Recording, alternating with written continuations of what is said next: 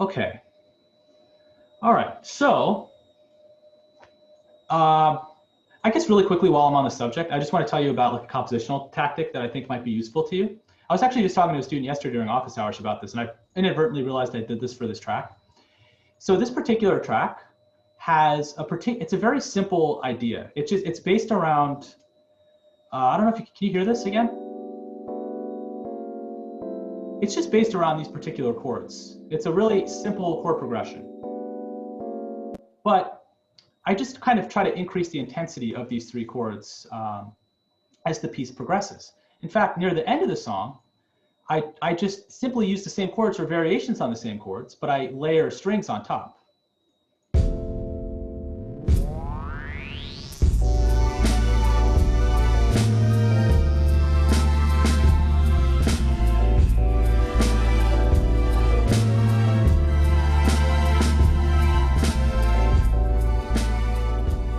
So I guess I just want to impress upon you the idea is just something I noticed for this particular track is like less is more. It's just a gradual build. It's a track I dug up from like a couple of years back, and I was like, oh, I should do something with this. And it's very simple on the face of it. There's not much going on harmonically, but it's just the textures kind of give it some of its impressionability, if that's a word. But anyway, I'm going to talk to you about an arpeggiator now. And it's a MIDI effect that's very cool. And I'll see if I can get some sort of cool thing going on with this. Okay, first I'm gonna find a cool sound that I think is awesome. I guess I'll just show you a plugin that I really like that isn't Ableton, but it's just to show you that you can actually use other things that aren't Ableton in your tracks, plugins that have nothing to do with Ableton. So for instance, I really like this plugin called Atmosphere. I'm just going to kind of quickly audition sounds that I like.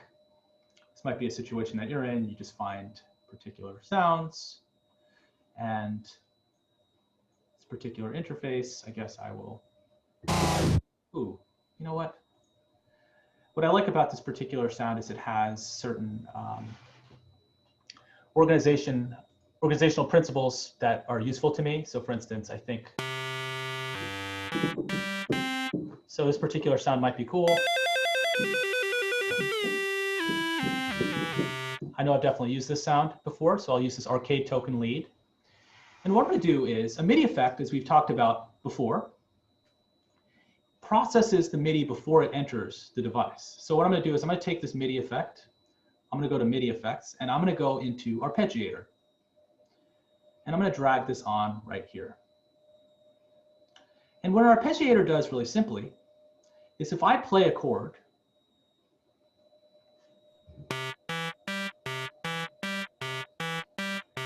I'm playing a chord and it's basically playing through those chords.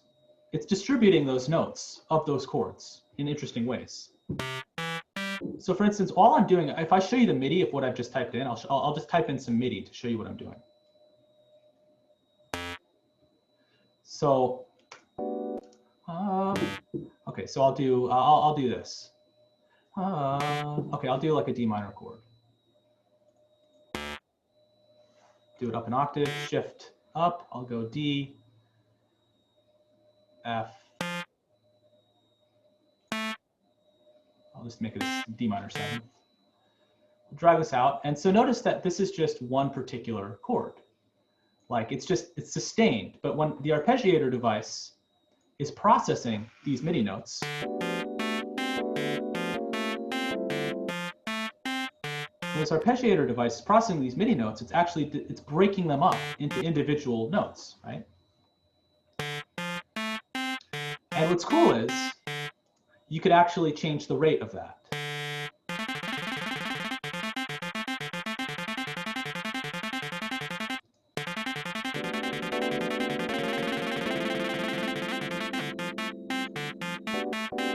Right? So that's already kind of cool. That it's just like it gives you this kind of virtuosity kind of sensation. I'm actually going to take those same notes, just so I'm kind of transparent with what I'm showing you, and I'm going to bring these up an octave as well to cover more range. So it's the same chord. I've just played it in this octave, and now I'm playing the same chord up an octave. Anyway, I'm going to go back to Omnisphere. I'm going to go back here.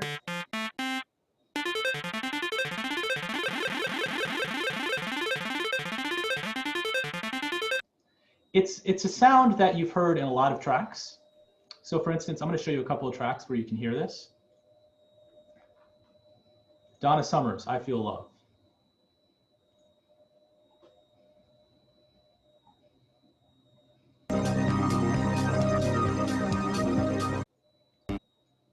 Listen to the bass line.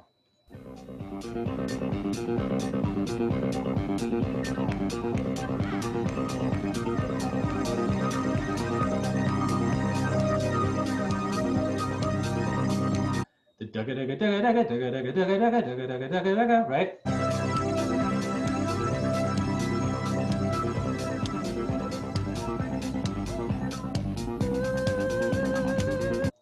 It gives it kind of this motoric kind of quality. It's very appropriate for a lot of synth style vaporwave kind of music. Let's listen to another example. So in that particular situation, there's lots of repeated notes. That 80s track I showed you last time, I actually used an arpeggiator to kind of get this repeated kind of bass line. You know, Donna Summer, she has. You can use an arpeggiator to kind of have a beat repeat effect where you have. There's lots of songs that do that. But let's take a look at this treatment of an arpeggiator.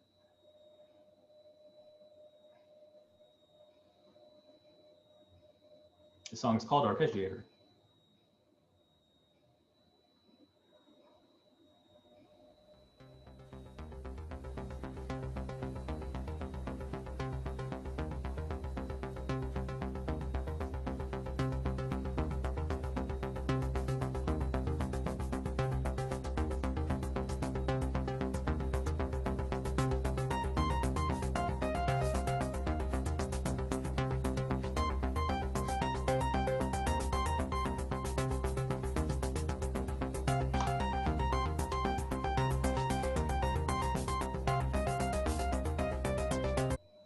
Right? There's this kind of interesting motoric quality to it. So like if we are in Ableton and we want to achieve that effect, all we have to do is create some chords that we like. Like for instance, I have this chord that I like that I've sustained for a long period of time. And I've gone into the arpeggiator device and it's allowing me to distribute these particular notes of this chord. So one of the things that I can do is I can adjust, as I've mentioned earlier, I can adjust the rate knob. Let me actually turn up the reverb a little bit.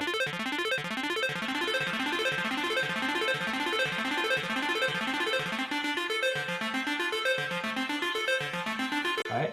So that's cool, right? I can also change the style. So right now it's going up. It's arpeggiating all the notes in order from bottom to top, right? What I could do is I could change it so that it like changes different directions. Maybe it goes down and up.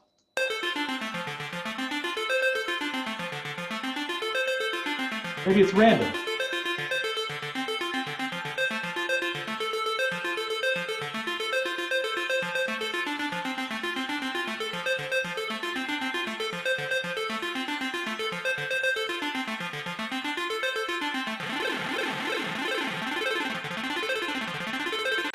So it's just a whole lot of fun, to be honest. So you can do all kinds of stuff with this. So you can change the rate at which these notes are read. You can also change how sustained these notes are. So for instance, the keyboard's being a little finicky right now.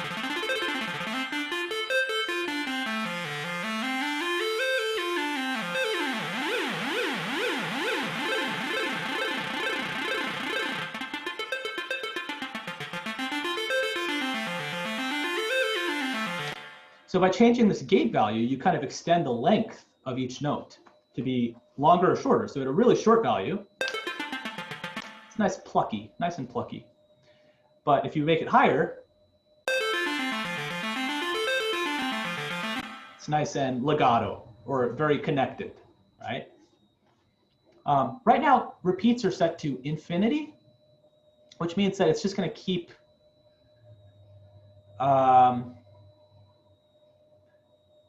well, let's see what that means.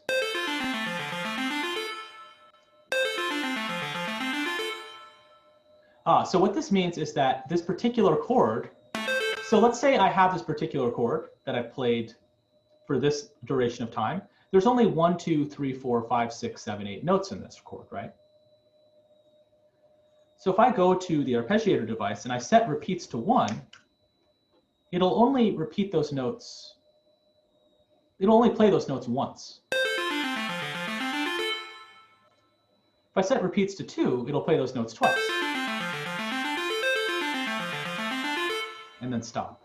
But I think usefully from a most useful standpoint that I found, I leave it at infinity, because usually I just want it to repeat while I'm playing the chord. So I just leave it at this infinity threshold. Right?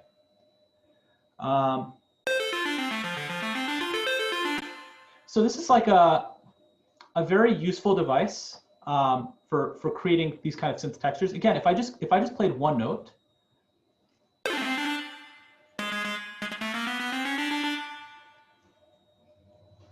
right, and I brought this down an octave,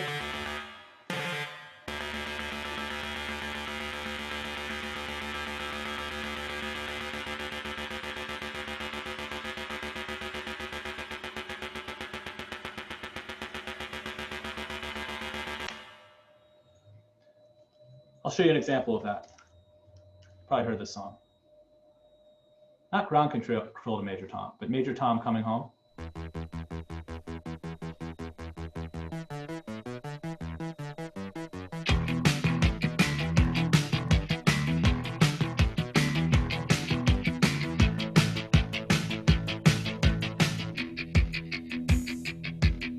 Standing there alone, the ship. Right? I'm recording, aren't I? I hope so. Okay, good. Looks like, okay. yeah. Okay. Well, I have a question about arpeggiator. Could you program a certain type of arpeggiation to select? Could you take the Bach C major prelude da da da da da da da da da da da da da da, and then have that as the pattern when you arpeggiate it, or is it too complicated to do something like that?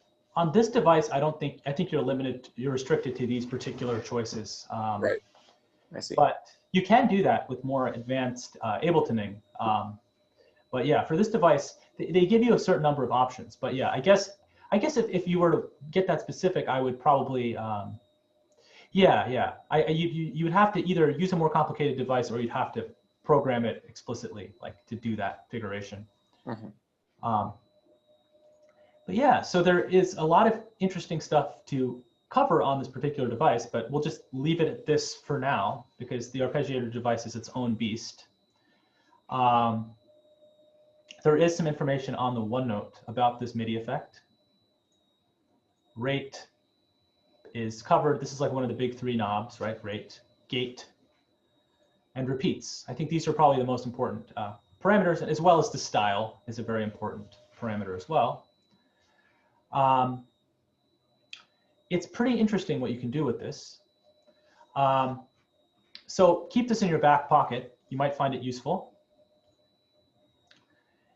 So let's see.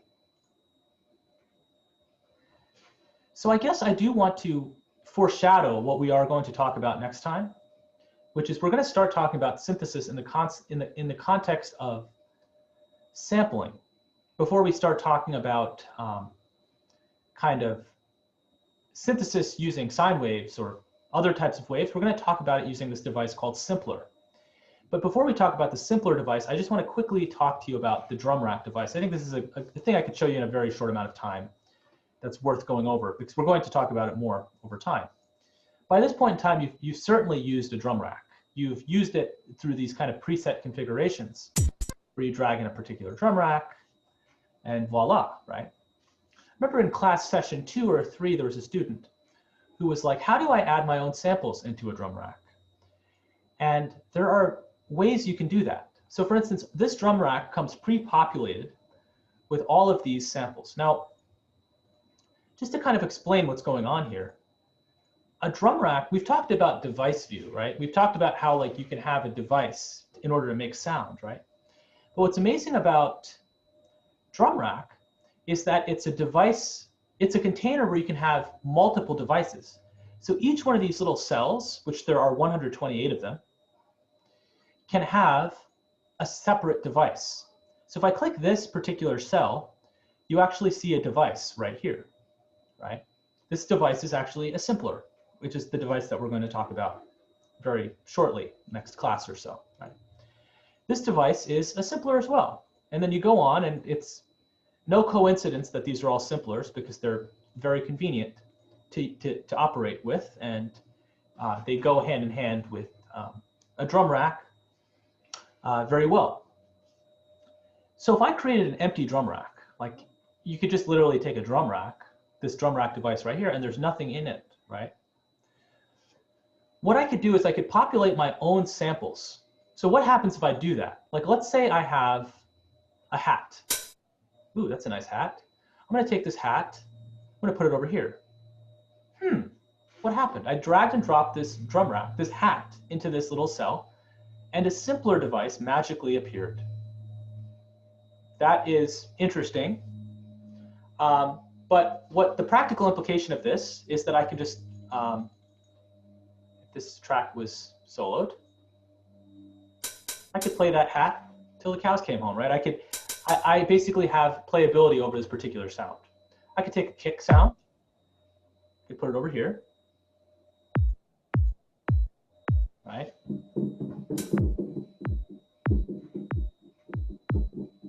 Trying to find this, right? And I could be like, I want a snare, right? And I could search for a snare.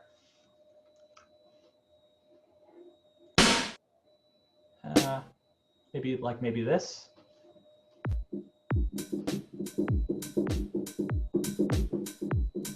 And you're like, you know what? Maybe I want to crash. I take a crash, not a rash. I could do. Oh yeah, I created this stupid macro, and it's a very useful macro, but it's not serving me well right now. Basically, every time I press C, it turns into a minus. Which won't happen on your Ableton, but let me just take the snare rash, whatever. Okay, I'll put this over here. All right, so now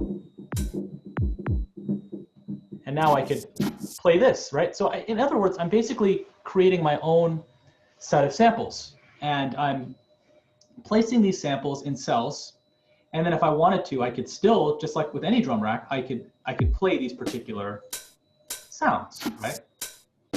And you're not limited to drum sounds, right? You could literally take any sound. Like I could take, if I went to my big collection of loops, I don't have any rash loops, unfortunately, but if I took a scream sound, oh, there we go again. If I took, okay, you know what? Bollywood grooves. I could literally take this groove and I could just put it right here. And now I've got this little, if I play this, it'll play that drum loop, right? Right. I'm not limited to drum loops though. I could, straight out NYC, Rucker Park. I wonder what this is going to sound like. An alien sound, right? It's gonna sound cool. I can just drag this on here and I could play with that sound, right? The point being, we've talked about audio samples and how like you can go to clip view, and right, if you drag this onto your track, you're basically, you have these controls where you can warp them, which, at some point I'm going to talk more about that. We've talked about it in class. But what kind of simplifies the process, the reason they call this device simpler, is when you actually just drag a sample onto here, you can play these samples like they're MIDI notes. And you can adjust the start time of the sample, the end time of the sample.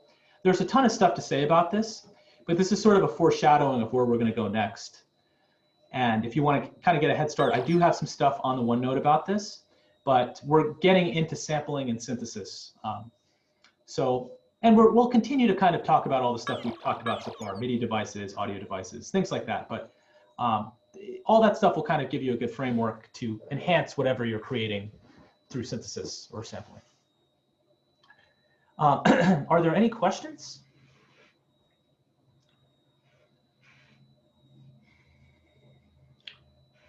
Well, if that's the case. Actually, I have a question. Sure. So when I export the music from Ableton, if I export it as MP3, it will sound really weird. So it sounds like broken music. But if I export as WAV, it can sound good, but the file will become really large. So I don't know what's caused that. That is a good question. So if we go to the export audio video dialog, which is Command-Shift-R, or if I go to Live, File, Export Audio Video, my guess, and I really don't know the answer. That's just strange. I don't know why that would be happening to you. I'm sorry, that's not a good answer to your question. I mean, I guess it's not the end of the world because WAV is a better, it's a more high quality format. And you could always use a software like Audacity to convert to MP3, but you shouldn't be having that problem. Maybe I can share the screen with you to play it for you. So sure. Do you mind sticking around for just a moment? I'm just going to see if there's any other questions. All right. Okay. Cool.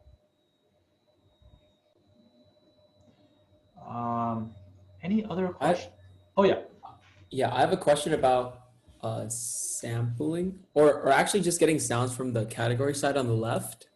For some reason, like whenever I click something, most things like won't actually play a sound bite. Oh, so like if you're in the let me see if I can recreate what you're saying. So like you're on the side, right? And you're saying like most of these things won't play sounds? Yeah, but when I drag it on, it works. But I just don't know what it is. Like I guess it might depend. Like I think it might depend on like is this happening like when you click in the samples mode? No, in all the modes. Like it's not even showing for most of them. It's not even showing an actual thing on the bottom. Kind of like where it's not showing that. Well,